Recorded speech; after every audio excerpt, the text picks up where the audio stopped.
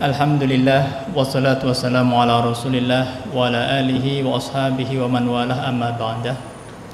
Bapak Ibu semuanya yang dirahmati Allah Subhanahu wa taala, alhamdulillah sampai saat ini di antara jamaah yang sejak awal sholat berjamaah di masjid ini, Bapak Ibulah kita semuanya lah yang terpilih masih berjamaah melaksanakan sholat isya dan sholat tarawih bersama-sama.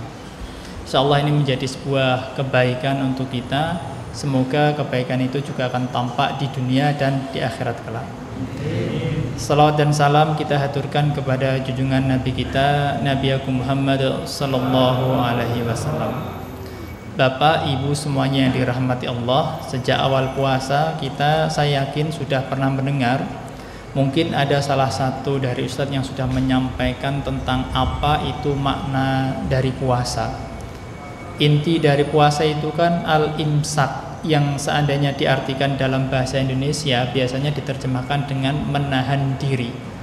Menahan diri dari makan dan minum sejak subuh sampai maghrib, sejak sahur selesai sampai kemudian masuk pada waktu untuk berbuka puasa. Itu adalah puasa. Inti dari puasa itu adalah menahan diri. Namun seandainya itu hanya diartikan menahan diri dari makan dan minum saja, tentu itu sangat sederhana sekali dan tidak ada keistimewaan di dalamnya. Maka kesempurnaan puasa kita itu juga terlihat bagaimana kita bisa menahan diri dari hal-hal yang tidak baik, ya. Seperti perkataan dusta, hal-hal yang sia-sia, ghibah dan lain sebagainya. Yang hal-hal yang tidak baik itu bisa membatalkan pahala puasa kita, sehingga dalam hadis dikatakan Allah tidak membutuhkan puasa kita. Bahkan kemudian lebih tegas lagi, kita hanya mendapatkan lapar dan dahaga dari puasa kita.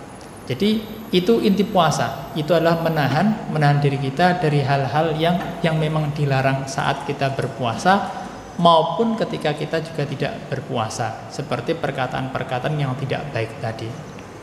Nah, di akhir-akhir puasa ini, maka kemudian kita lebih ditekankan lagi. Ini memang latihan tarbiyah untuk kita umat Islam. Ada sebuah ritual ibadah itu juga sama, itu intinya itu adalah menahan diri, yaitu i'tikaf. I'tikaf itu apa? Al-Asfahani dalam kitabnya Al-Mufradat fi Ghairi bil Quran itu menyebutkan bahwa al-i'tikaf itu al-ihtibasu fil masjid ala sabilil qurbah. Jadi menahan diri di dalam masjid, atau mungkin kalau lebih ekstrimnya bisa diterjemahkan memenjarakan diri di dalam masjid sebagai jalan untuk mendekatkan diri. Tentu mendekatkan diri kepada Allah Subhanahu wa taala. Jadi iktikaf itu intinya juga sama, menahan diri. Kalau ketika puasa itu kita hanya menahan diri, tapi kita masih bisa kemana-mana, masih berjalan ke sana kemari, masih banyak urusan dunia, maka dengan iktikaf ini kita diharapkan kita lebih menahan diri lagi. Jadi menahan diri di masjid saja, nggak usah kemana-mana gitu. Nah, bahkan kemudian Rasulullah Shallallahu Alaihi Wasallam itu dan para sahabatnya mengajarkan ketika i'tikaf dia betul-betul di masjid, kemudian tidak pergi keluar masjid. Walaupun ini tentu tidak mudah, karena tradisi kita masih banyak yang belum menerima ritual i'tikaf yang full sampai seperti itu. Walaupun memang di beberapa masjid itu sudah mulai menjalankannya.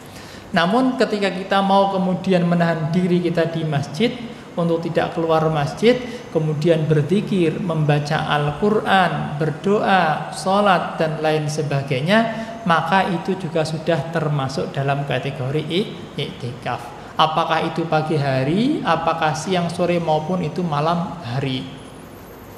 Kemudian Allah Subhanahu wa taala memberikan iming-iming supaya kita itu sukses dalam menjalani Ramadan dalam rangka mentarbiyah diri kita untuk mampu menahan hawa nafsu kita. Itu bagaimana cara memberikan iming-iming itu?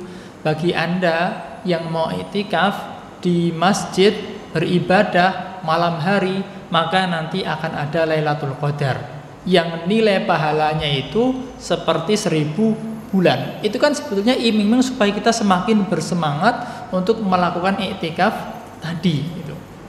Nah, memang kemudian kita akan termotivasi atau tidak termotivasi itu tergantung bagaimana kadar keimanan kita terhadap janji Allah yang akan melipat gandakan pahala kita itu.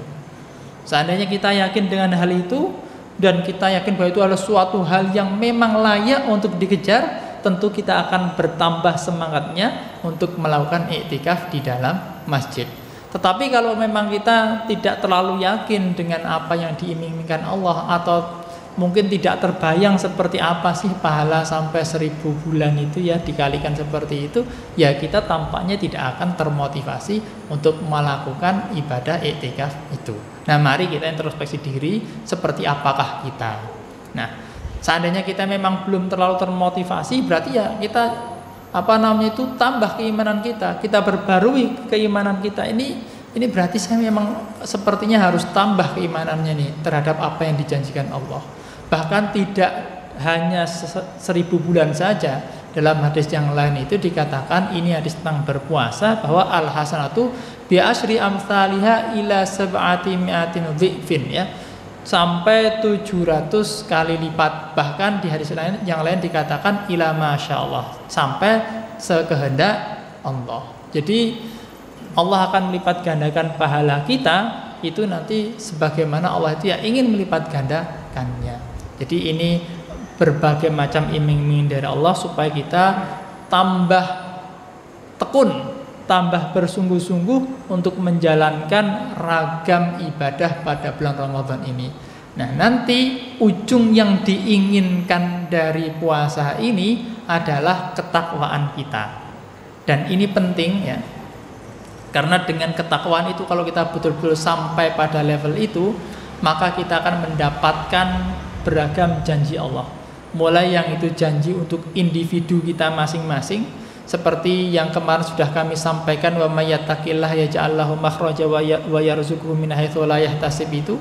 Bahkan kemudian diberikan kemudahan dalam kehidupannya. Ini untuk janji untuk per individunya.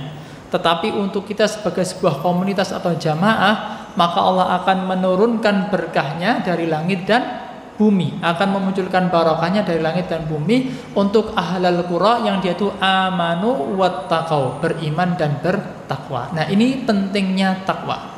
Maka mari kita sama-sama di akhir bulan Ramadan ini kita semakin bersungguh-sungguh untuk memperoleh kebaikan Ramadan ini. Saya kira hanya ini saja yang kami sampaikan pada malam hari ini. Semoga bisa menjadi kebaikan bagi kita semuanya. Saya mohon maaf seandainya ada tutur kata saya yang kurang tepat, karena manusia tidak akan pernah alpa dari kesalahan-kesalahan. Terima kasih. Wassalamualaikum warahmatullahi wabarakatuh.